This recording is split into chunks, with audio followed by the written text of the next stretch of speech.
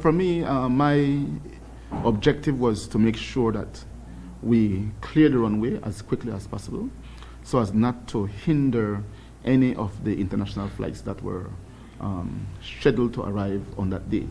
And so after the plane landed, considering that the runway was not the crime scene, but rather the plane was the crime scene, I had directed that the plane be removed from the runway and taken to the, what do you call it, apron?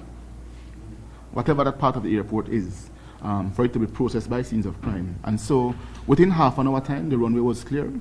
And I don't think that any of the international flights had any delay in landing. I think they all arrived on time and they landed well and took off well.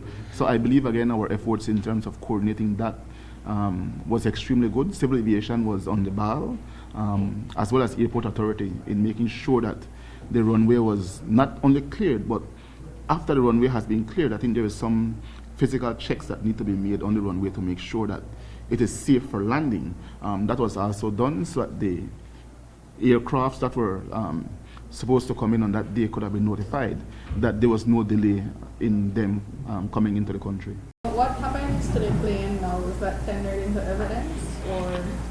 We don't need to hold a plane pending the outcome of any court case. In this case, I don't think that there's going to be a court case, but what would have been done should there be one? For example, if Mr. Taylor was alive and would be prosecuted, through the DPP office, a letter could have been issued to